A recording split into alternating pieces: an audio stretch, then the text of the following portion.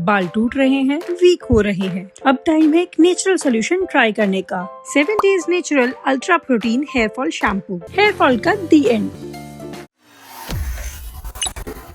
लोकसभा में किरण रिजिजू ने वक्फ संशोधन विधेयक पेश कर दिया है, जिस पर जमकर हंगामा हो रहा है। अब सवाल ये है कि आखिर वक्फ बोर्ड है क्या और सरकार इसमें क्या बदलाव कर रही है, जिस पर इतना बवाल हो रहा है। क्या इस विधेयक के पास होने के बाद हिंदू भी वक्फ के सदस्य बन पाएंगे? संसद में इस विधेयक को पास करने के बाद केंद्र सरकार को किन चुनौतियों का सामना करना पड़ेगा? आइए सब कुछ विस्तार में आपको बताते हैं। क्या है वक्फ का अर्थ? सबसे पहले आपको बताते हैं कि वक्फ का अर्थ क्या है।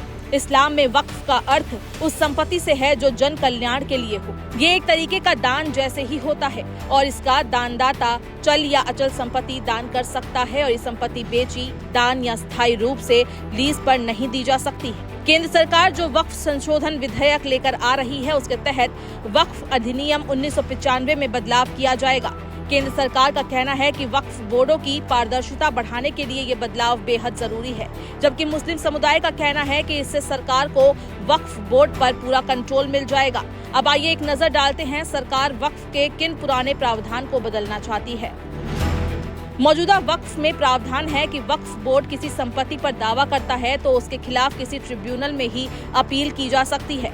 वहीं सरकार के नए कानून के अनुसार वक्फ बोर्ड के दावे के खिलाफ ट्रिब्यूनल के साथ रेवेन्यू कोर्ट, सिविल कोर्ट और हाई कोर्ट में चुनौती दी जा सकती है। वहीं दूसरा प्रावधान ट्रिब्यूनल के फैसले को लेकर है। वर्तमान में वक्फ ट्रिब्यूनल का फैसला आखिरी माना जाता है, इसको कहीं और चुनौती नहीं दी जा सकती। वहीं सरकार के नए प्रावधान के अनुसार वक्फ ट्रिब्यूनल के फैसले के खिलाफ हाई कोर्ट में अपील की जा सकेगी।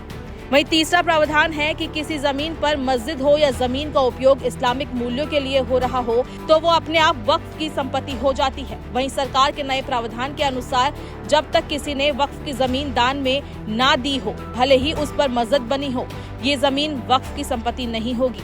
चौथा प्रावधान है कि वक्फ बोर्ड में महिला और सदस्य के रूप में किसी अन्य धर्म के व्यक्ति को शामिल नहीं किया जाएगा, लेकिन सरकार के नए फैसले के अनुसार वक्फ बोर्ड में महिला और दूसरे धर्म के 2 लोगों को शामिल किया जा सकता है। ये हिंदू भी हो सकते हैं या फिर किसी अन्य समुदाय के लोग भी। अब सवाल है कि आखिर वक्फ के पास कितनी संपत्ति है। वक्फ के पास वर्तमान में कुल 8,72,334 अचल संपत्तियां हैं। वहीं पूरे देश भर में 16,713 चल संपत्तियां। इन संपत्तियों से वक्फ बोर्ड को सालाना 200 करोड़ का राजस्व प्राप्त होता है। अब एक नजर डालते हैं वक्फ बोर्ड की संपत्तियों के विवाद पर।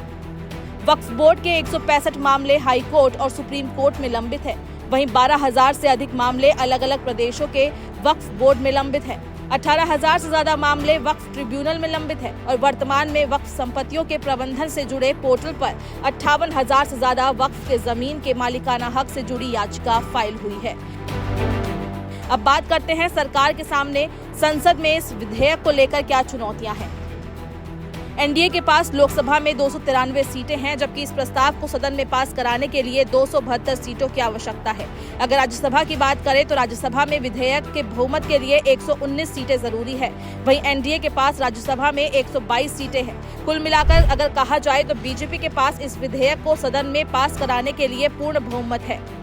हालांकि अब देखना होगा कि इस प्रस्ताव के पास होने के बाद मुस्लिम पक्ष इसे सुप्रीम कोर्ट में चुनौती देता है या नहीं। समाजवादी पार्टी के सांसद जियाउर रहमान ने तो साफ कह दिया है कि इस प्रस्ताव के विरोध में वो सुप्रीम कोर्ट का रुख करेंगे।